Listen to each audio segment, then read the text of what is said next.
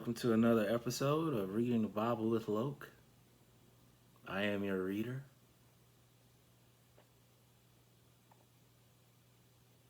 It's supposed to be more, right? That's it. 2 Kings 25. Okay, I'm kind of past a little bit.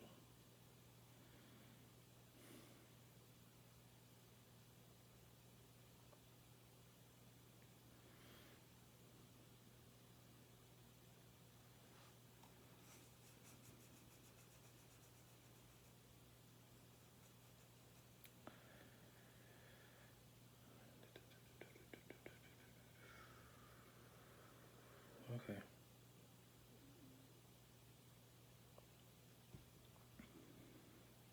I feel like I'm missing something. Give me 1 second. I'm going to skip that far ahead. Okay, let's start right here. So 2 Kings 24:17. Then the king of Babylon made Mattanai, Jehoiachin's uncle, king in his place and renamed him Zedekiah. Okay, so I wanted to point that out. He killed the king. Nah. I don't know if he killed the king. I don't want to go back that far. That's not important. He made his uncle the king in his place. Zedekiah was 21 years old when he became king, and he reigned for 11 years in Jerusalem. His mother's name was Hamutal.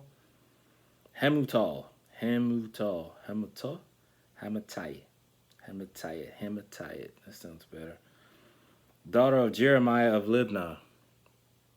He did evil in the sight of the Lord in accordance with everything that Jehoiakim had done. Because of the anger of the Lord, these things happened in Jerusalem and Judah, and it finally came to the point that he cast him from his presence.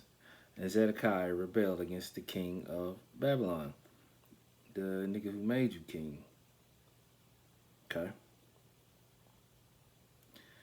Now in the 9th year, Zedekiah's reign, on the 10th day of the 10th month, what's that, October 10th? Okay. Nebuchadnezzar, king of Babylon, came with all his army against Jerusalem, and camped against it and built siege works surrounding it. Siege. The city came under siege for nearly 2 years until the 11th year of King Zedekiah.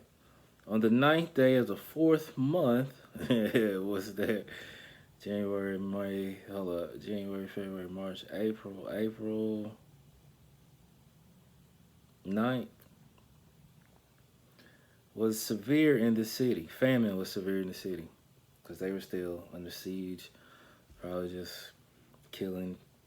When stuff like that, when they say under siege, I imagine like, you think you're just going out to the grocery store late at night. Nah, you can't do that. You got to be in by a certain time. If not, it's a problem. That's just what I think. I don't know.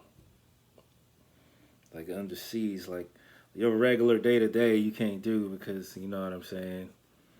They wildin'. Okay. And there was no food for the people of the land.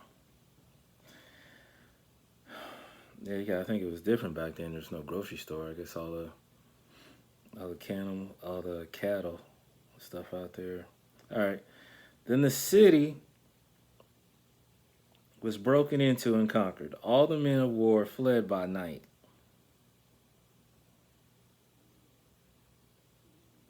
By way of the gate between the two walls between the king's garden, through the Chaldeans, the Babylonians were all around the city, and they went by way of Arabah, the plain of Jordan. The army of the Chaldeans pursued the king and overtook him in the plains of Jericho. Which king? Then his entire army was dispersed from him. So they seized the king Zedekiah and brought him to the king of Babylon. Okay.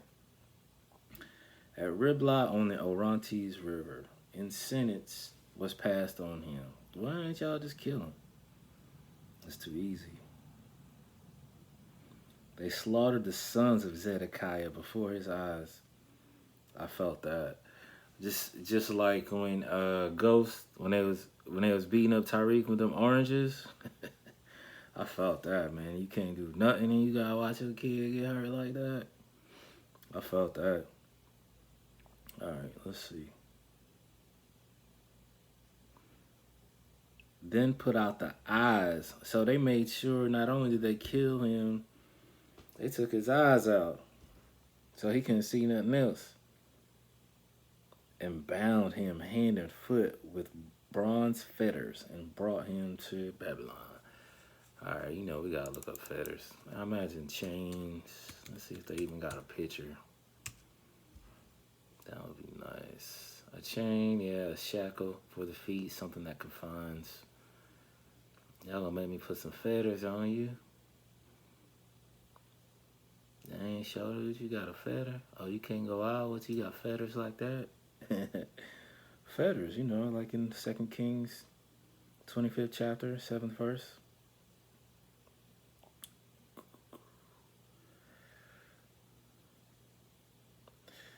Eighth chapter, on the 7th or 8th verse. On the 7th day of the 5th month, ooh, that's July 5th. In the 19th year of King Nebuchadnezzar, I had it right on time, of Babylon, Nebuzaradan, captain of the bodyguard, a servant of the king of Babylon, came to Jerusalem. He burned down the house of the Lord, the king's house, and all the houses of Jerusalem. Every great house he burned down. Wow. All the army of the Chaldeans who were with the captain of the bodyguard were tore down the walls of Jerusalem. The Nebuzaradan, the captain of the bodyguard, deported into exile. The rest of the people who were left in the city and the deserters who had joined the king of Babylon and the rest of the multitude. But the captain of the bodyguard left some of the unimportant and poorest people of the land to be vineyard workers and farmers. I feel like they're so disrespected sometimes. They really are the backbone to our country. Now the Chaldeans, Babylonians, smashed the bronze pillars which were in the house of the Lord, and their bases, and the bronze sea which were in the house of the Lord, and carried the bronze to the Babylon. They took away the pots, the shovels, the snuffers, the spoons, and all the bronze articles which were used in this temple service. Okay. The captain of the bodyguard, first of all, you're doing the most, also took away the fire pans and basins, anything made of fine gold, and anything made of fine silver. The two pillars, the one sea, large basin, and the bases which Solomon had made for the house of the Lord, the bronze of all the articles, were incalculable. Let's say that slowly. Unable to be calculated. But let's see. Incalculable. Calculable. Oof. So we got a lot going on right there. The height of one pillar was 18 cubits. That's 27 feet. That's crazy. That's pretty big. And a capital of bronze was on top of it. The height of the capital was 3 cubits. A network, lattice work, and pomegranates. That's pomegranates, not pomegranates. Around the capital were all of bronze, and the second pillar had the same as these with a network. The captain of the bodyguard took Sariah, the chief priest, Zephaniah, the second priest, and the 3 doorkeepers. For what? And from the city of Jerusalem he took an officer who was in command of the men of war, and 5 men from the king's personal advisors who were found in the city, and the scribe of the captain of the army who mustered the people of land for military service, and 60 men from the people of the land who were found in the city. Let's see if I can get to a stopping point. So let me make sure I start back here tomorrow. Nebuzaradan, the captain of the bodyguard, took them and brought them to the king of Babylon at Riblah. Okay, we'll stop there. No, let's keep going. Then the king of Babylon struck them down and killed them at Riblah in the land of Hamath. So Judah was taken into exile from its land. Now, over the people whom Nebuchadnezzar, king of Babylon, had left in the land of Judah. So he left the farmers there, right? That's where he left the farmers and the vineyard folk. Let me double check.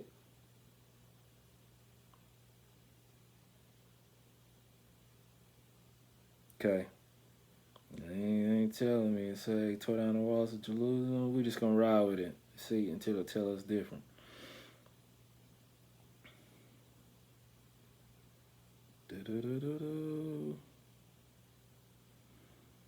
So over them, over the people he left, he appointed a governor.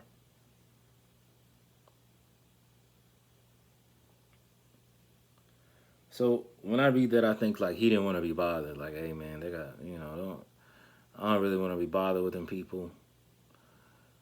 Whatever issues they have, they bring them to you. And then if it's deemed necessary, you bring it to me. But if not, handle it. That's what I feel like happened right there.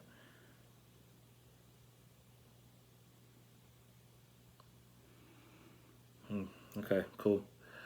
Reading the Bible with Loke. Another session in the books. Appreciate you guys.